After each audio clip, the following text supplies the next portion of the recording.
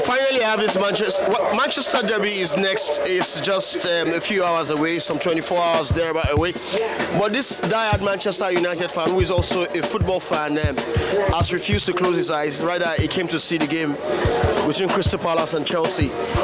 Did it go the way you thought it would go, Stephen? Crystal Palace and Chelsea? Well, I didn't have a way in my mind. I didn't come here with an expectation per se. You know, I just came open-mindedly to watch what the match will be like. You know, and well, I'm not impressed. Why were you not impressed, or why are you not impressed? Well, because the problems are still there with Chelsea. I mean, pardon me, but sacking a coach at that point wasn't the best solution for Chelsea. Now, okay, well, let's move away from that chapter. The problem of the midfield is still there. The last time I spoke about Chelsea, I spoke about a defender, a midfielder, solving the midfield and solving the striking position. Now, we've gotten a striker in that position, but the midfield is the same. So there's basically, a striker is as good as his midfield, so there's no proper supply. Is that what you're saying? Yeah. Okay, but then let's talk about Liverpool. Oh, Liverpool. Well, I am not surprised also. You know, because I'm a Man U fan, I always do not wish them well. But then, because I'm a football fan, you know, I come watching every game with an open mind to say that, well, let's see what happens, you know. And each time I watch Liverpool match this season so far, I have been disappointed further and further. When they won, they have not convinced me. When they lost, well deserved. When they played draw. So now the problem, I don't know. Everyone seems not to know, outside of Sadio Mane and Divock Origi, who happens not to be a regular per se in the team. We can almost say this is still the same Liverpool team from last season, except with the introduction of Darwin Núñez. And I can't even remember who has the bot, but it's looking like that team is failing to gel. I think they are tired. A lot of the players in that team have played for that team for many years. So I would like to think that they are tired. I would like to think that in most of the positions they have, they need renewal. Now, of course, you cannot just change the whole of the team. Like Ten Hag said, you can't change the whole of that team at once.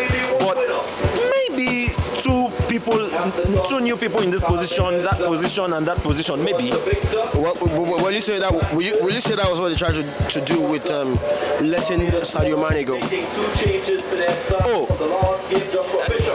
I am still yet to decide or understand or have an opinion per se on if it was the right decision to let Mane go. So far, it has seemed like it's a wrong decision. So far, it has seemed like Mane was the lifeline. I don't want to believe that. According to the words of Sir Alex Ferguson, who says a player can never be bigger than a club. Right, so I do not want to think that just one Mane is so big that without him the club cannot survive. At the same time, however, Cantona left Man U for I think a season or thereabout, and Man U was nowhere to be found.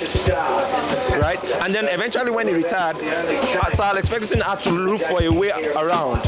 You know, I think that's what he means when he says that a player cannot be bigger than you, because as a manager, your job is to look for other means, other ways. So maybe after this season, maybe Liverpool is going to suffer through this season for that decision. You know, I think all coaches have one player they will regret they sold. I think now every time since we speak, you see that my eyes and my face has been going this way, that way, full of expressions. Yeah. I think while a player might not be bigger than the club, a player can be extremely crucial to the team for a certain period of time. Yes, that is why as a manager you do not allow that to happen. Well, everybody wants to win. Now, that is the problem. You have built so much. Now, well, unfortunately, that's what he wants to do now. He wanted to to free him and find another way out. Unfortunately, it's not working out, and that's bad. If it had worked out, we wouldn't be saying all of this, So I wouldn't say it's a bad decision, but so far it's not good. Okay, well, I'm just going to put you on the spot with the Manchester United game.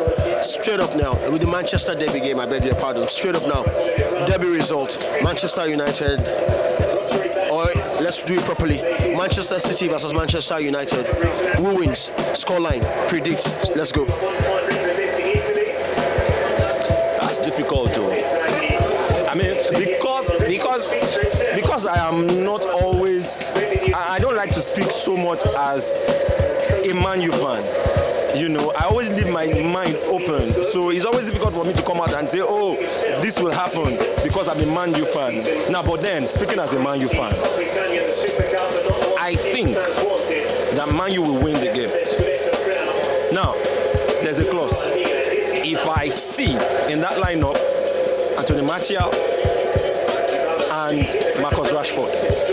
Oh, Rashford is out injured. Well, the last information is that they are both training and they are convincing. So, you believe Man U will win if you see both of them in the lineup? Yes, and for me, if I will pick a scoreline, I think we will win by 2-goal leads. So who would you like to see in that team that you think would win? Rashford, Martial, Anthony, Sancho at some point. Of course, Fernandes, Eriksen, McTominay, Malaysia, and of course the regular back four. When you say the regular back four, we have to be careful which regular back four, including Presari. We know the regular back four. I mean Malaysia, Martinez, Varane, and Diego Dalot. Okay, all right. Well, we will hold you responsible at the end of by this time tomorrow, Sunday. Let's see what the results would be. Thank you very much, Stephen. And by the way, I came to watch Tottenham versus Arsenal, and that was an interesting game because a part of me wanted to. I really want Conte to understand that you cannot build a game, you cannot build a team of giants and Goliaths. How do you mean? I think Conte in the last transfer window just went ahead to get all sorts of tall, huge players, very high temperamental players. I really want to see him succeed with that, but I know he cannot. You don't play a game of football with Goliaths and giants. You play a game of football with men who think. I mean, we've seen it many times. I'm sorry to say, Mourinho is a fan of that. It has always not been good. Play a good football with intelligent players. And at the end of the day, I was so I don't know how to say it. I can't find. I was excited to see him humble at his post-match conference. He was so humble. I couldn't remember the last time I saw Conte like that. The energy was gone. He was dead. I think for me, if he gave up the moment he made 4 substitutions at once. Well, he had to. The game had left his hand at 2-1. The worst of it is this player got a red card. I wonder.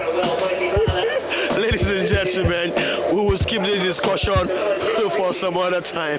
All right, thank you very much, Stephen. It's always nice having you around. Looking forward to your analysis tomorrow. Damn, it's so hot. It's the Manchester Derby.